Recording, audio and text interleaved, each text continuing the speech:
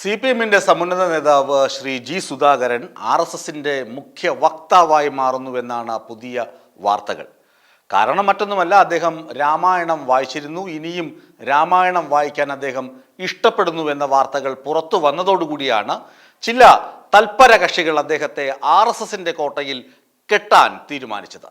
അദ്ദേഹം RSSകാരനല്ല, അദ്ദേഹം BJP-കാരനല്ല, അദ്ദേഹം കറകളഞ്ഞ കമ്മ്യൂണിസ്റ്റുകാരനാണ്. 15-ാമത്തെ വയസ്സിൽ അദ്ദേഹം BJP പാളയത്തിൽ പോയതല്ല. അദ്ദേഹം നിത്യവൃത്തിക്ക് വേണ്ടി, അതായത് വിശപ്പകറ്റാൻ 15 പൈസയ്ക്കും 10 പൈസയ്ക്കും 25 പൈസയ്ക്കും ഒക്കെ രാമായണം വായിച്ചു നടന്നു എന്ന വാസ്തവം ഒരു വാർത്താ ചാനലിലെ അഭിമുഖത്തിൽ പങ്കുവച്ചതോടുകൂടിയാണ് ജി സുധാകരൻ ഇതാ രാമായണം വായിക്കുന്നു, അതുകൊണ്ട് അദ്ദേഹം RSSകാരനാണ്, BJP-കാരനാണ് എന്ന തരത്തിലെ വ്യാഖ്യാനങ്ങൾ വന്നു തുടങ്ങിയത്. എന്തിനാണ് ഇങ്ങനെയൊക്കെ പറയുന്നത്? ഒന്ന് വ്യക്തമാക്കാതിരിക്കാൻ പറ്റുകയില്ല. കേരളത്തിൽ രാമായണം വായിക്കാത്ത ആളുകൾ കുറവായിരിക്കും. ക്രിസ്ത്യാനിയാകട്ടെ, ഹിന്ദുവാകട്ടെ, ഇസ്ലാം ആകട്ടെ, ഏത് മതവിശ്വാസിയായാലും രാമായണം വായിക്കാത്തവർ വിരളം തന്നെയാകും. കാരണം നമ്മുടെ ഭാഷാപിതാവ് എഴുതിയ രാമായണം നമ്മുടെ ഭാഷയുടെ അടിസ്ഥാനം തന്നെയാണ്. ഭാഷ പഠിക്കുന്നവർ, ഭാഷയുടെ അടിസ്ഥാനം പഠിക്കുന്നവരൊക്കെ തന്നെ രാമായണം വായിച്ചാൽ ശുദ്ധമായ ഭാഷ സ്വായത്തമാക്കാം എന്ന് അറിയുന്നവരൊക്കെ രാമായണം വായിക്കും. അതിൽ ഭക്തിയുടെയോ അല്ലെങ്കിൽ RSSന്റെയോ മറ്റ് രാഷ്ട്രീയ കക്ഷികളുടെയോ യാതൊരു വർഗീയവാദികളുടെയോ യാതൊന്നും അതിൽ ചേർക്കേണ്ട ആവശ്യമില്ല. അതുകൊണ്ട് ജി സുധാകരൻ രാമായണം വായിച്ചതുകൊണ്ടോ, അല്ലെങ്കിൽ BS ജോയി രാമായണം വായിച്ചതുകൊണ്ടോ, അല്ലെങ്കിൽ പിണറായി വിജയൻ രാമായണം വായിച്ചതുകൊണ്ടോ ഇവരാരും BJP-യുടെയോ RSSന്റെയോ വക്താക്കളോ ആളുകളോ അല്ല.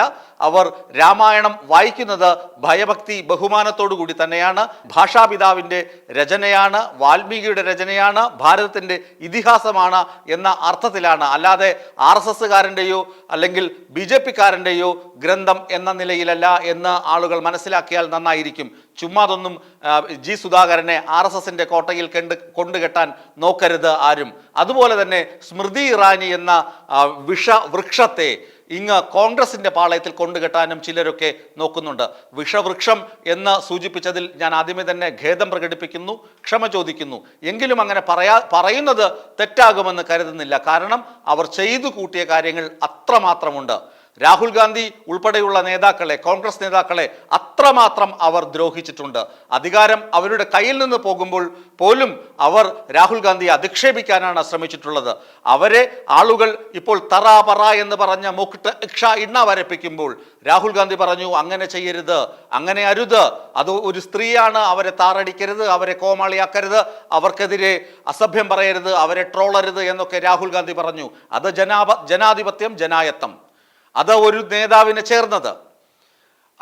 എന്നാൽ രാഹുൽ ഗാന്ധിയോട് ചെയ്തത് എന്തൊക്കെയാണ്? രാഹുൽ ഗാന്ധി ഏതൊക്കെ വിധേനയാണ് അവർ ആക്രമിച്ചത്? എന്തൊക്കെ തരത്തിലാണ് രാഹുൽ ഗാന്ധി അവരെ ആക്രമിച്ചത്? രാഹുൽ ഗാന്ധിയുടെ വീട് വിട്ട് അടിച്ചോടിക്കാൻ വരെ സ്മൃതി ഇറാനി തയ്യാറായില്ലേ? സ്മൃതി ഇറാനി അങ്ങനെയൊക്കെ ചെയ്തില്ലേ? എന്നിട്ട് സ്മൃതി ഇറാനി എത്ര ക്രൂരതകളാണ് ചെയ്തത് അധികാരത്തിലിരിക്കുമ്പോൾ അവർ ചെയ്ത ക്രൂരതകൾക്ക് കയ്യും കണക്കുമില്ല. ഇപ്പോൾ രാഹുൽ ഗാന്ധി സ്മൃതി ഇറാനിയോട് സ്നേഹത്തോട് പെരുമാറുമ്പോൾ അത് മനുഷ്യത്വത്തിൻ്റെ, ഇന്ത്യക്കാരൻ്റെ, ഭാരതീയൻ്റെ ഔന്നത്യമാണ് സൂചിപ്പിക്കുന്നത്. അല്ലാതെ നിങ്ങൾ ഇങ്ങോട്ട് കോൺഗ്രസിലേക്ക് വാ എന്ന വിളിയല്ല. ഒരുപക്ഷെ BJP-കാരൻ കരുതുന്നുണ്ടാകും, BJP-യുടെ അമിത്ഷായോ നരേന്ദ്രമോദിയോ ആണ് ഒരു നേതാവിനോട് ഇങ്ങനെ സ്നേഹം കാണിക്കുന്നെങ്കിൽ അതിൻ്റെ പിന്നിലൊരു രാക്കുണ്ട്, ഒരു ലക്ഷ്യമുണ്ട്, ഒരു അർത്ഥമുണ്ട്, ധ്വനിയുണ്ട്. നിങ്ങൾ ഇങ്ങോട്ട് പോര്, ഞങ്ങൾ നോക്കിക്കോളാം എന്ന ധ്വനി. ഇവിടെ അങ്ങനെ ധ്വനിയില്ല. ഇവിടുത്തെ ധ്വനി ഒന്നേ ഉള്ളൂ, അത് പാടില്ല, ഇത് ജനാധിപത്യ രാജ്യമാണ്, ഇവിടെ ഒരു സ്ത്രീയെയും കടന്നാക്രമിക്കാൻ പാടില്ല. ശ്രീമതി സോണിയാഗാന്ധിയെ കടന്നാക്രമിച്ചിട്ടില്ലേ ഈ പറയുന്ന നേതാക്കൾ, BJP നേതാക്കൾ? സോണിയാഗാന്ധി മൗനം പാലിച്ചതല്ലാതെ എന്തെങ്കിലും വിമർശനം ഉന്നയിച്ചു? അവരോട് ക്ഷമ പറഞ്ഞിട്ടുണ്ടോ BJP നേതാക്കൾ? അവരും BJP നേതാക്കൾക്ക് എന്തെങ്കിലും വീഴ്ച സംഭവിച്ചാൽ, BJP നേതാക്കളോട് ആരെങ്കിലും മോശമായി പെരുമാറിയാൽ അത് പാടില്ല എന്നല്ലേ പറഞ്ഞിട്ടുള്ളൂ? അതേ രാഹുൽ ഗാന്ധിയും പറയുന്നുള്ളൂ. അല്ലാതെ സ്മൃതി ഇറാനിയെ ഇങ്ങോട്ട് ക്ഷണിക്കുന്നില്ല. അപ്പോൾ സ്മൃതി ഇറാനി കോൺഗ്രസ് പാളയത്തിലേക്ക് എന്ന തരത്തിലുള്ള വ്യാജ വാർത്തകൾ പടച്ചുവിടുന്നതിന് പിന്നിലും ചില രാഷ്ട്രീയ തന്ത്രങ്ങളുണ്ട്. അത് ജനാധിപത്യ വിരുദ്ധമായ രാഷ്ട്രീയ തന്ത്രങ്ങളാണ്. അത് രാഹുൽ ഗാന്ധിക്ക് എതിരായ രാഷ്ട്രീയ തന്ത്രങ്ങളാണ്. സ്മൃതി ഇറാനിയെ രാഹുൽ ഗാന്ധി പ്രീതിപ്പെടുത്താൻ ശ്രമിക്കുന്നു. അല്ലെങ്കിൽ പ്രീണിപ്പിക്കാൻ ശ്രമിക്കുന്നു എന്ന് പറയുന്നതിലൂടെ രാഹുൽ ഗാന്ധിക്ക് നിലവിൽ ലഭിച്ചിട്ടുള്ള ജനകീയ പിന്തുണയുടെ അടിത്തറ ഇളക്കാൻ ചിലർ ഗൂഢശ്രമം നടത്തുന്നുണ്ട് എന്ന് വാസ്തവമാണ്. അത് തിരിച്ചറിയാൻ ജനാധിപത്യ ഇന്ത്യയിലെ ഓരോ വോട്ടർമാരും ഓരോ പൗരന്മാരും ബാധ്യസ്ഥരാണ്, അല്ലെങ്കിൽ ഓരോ കോൺഗ്രസ്സുകാരെങ്കിലും ബാധ്യസ്ഥരാണ്. അല്ലാതെ സ്മൃതി ഇറാനി ഇതാ കോൺഗ്രസിലേക്ക് വരുന്നു, വളരെ സന്തോഷം, അവരിതാ കൊണ്ടുവരുന്നത് ആരാണ്? രാഹുൽ ഗാന്ധിയാണ്, രാഹുൽ ഗാന്ധി മഹാനാണ് എന്ന തരത്തിൽ വ്യാഖ്യാനിക്കപ്പെടേണ്ടതല്ല സ്മൃതി ഇറാനിയെ കുറിച്ചുള്ള ഈ വാർത്തകൾ.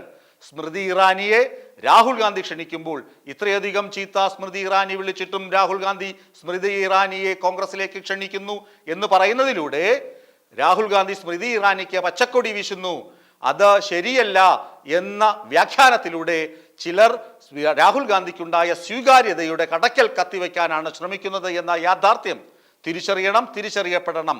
ചുരുക്കത്തിൽ ഇപ്പോൾ പ്രചരിക്കുന്ന രണ്ട് വാർത്തകളും അടിസ്ഥാനരഹിതമാണ്. ശ്രീ ജി സുധാകരൻ BJP പാളയത്തിലേക്ക് പോകുന്നില്ല. അദ്ദേഹം വായിക്കുന്ന രാമായണം ഇന്ത്യയുടെ ഇതിഹാസ രാമായണമാണ്. RSSകാരൻ്റെയോ അതുപോലെ തന്നെ BJPക്കാരൻ്റെയോ ഏട്ടിൽ കെട്ടിയ പശുവിന്റെ ജാതകം എഴുതിയ രാമായണമല്ല അദ്ദേഹം വായിക്കുന്നത്. അദ്ദേഹം വായിക്കുന്നത് ഇന്ത്യയുടെ ഇതിഹാസ രാമായണമാണ്. നമ്മുടെ ഭാഷാപിതാവായ എഴുത്തച്ഛൻ എഴുതിയ രാമായണമാണ് ജി സുധാകരൻ വായിക്കുന്നത്. അതുപോലെ രാഹുൽ ഗാന്ധി പറയുന്നത്, സ്മൃതി ഇറാനിയോട് കാണിക്കുന്നത് ഒരു ജനാധിപത്യ രാജ്യത്തിൽ ഓരോ പൗരനും കാണിക്കേണ്ട സാഹോദര്യ സ്നേഹത്തിന്റെ മുഖമുദ്രയാണ്. ഒരു പെൺകുട്ടിയോടും ഒരു സ്ത്രീയോടും ഒരു പുരുഷനും ഇങ്ങനെ അധിക്ഷേപ വാക്കുകൾ പറയാൻ പാടില്ല. ഒരു സ്ത്രീയെയും ഇങ്ങനെ സമൂഹ മധ്യത്തിൽ അടച്ചാക്ഷേപിക്കാൻ പാടില്ല എന്ന സന്ദേശമാണ് രാഹുൽ ഗാന്ധി നൽകുന്നത്. അതാണ് ജനാധിപത്യ മര്യാദ, അതാണ് ഇന്ത്യ ലോകത്തോട് നൽകുന്ന സന്ദേശം. അല്ലാതെ ഇങ്ങനെ ഉരുട്ടിവാരി നൽകുന്ന വാർത്തയൊക്കെ വ്യാജമാണ്. അതിന്റെ പിന്നിൽ ചില രാഷ്ട്രീയ അജണ്ടയുണ്ട്. അത് ജി സുധാകരനും പാരയാണ്, ശ്രീ രാഹുൽ ഗാന്ധിക്കും പാര തന്നെയാണ്.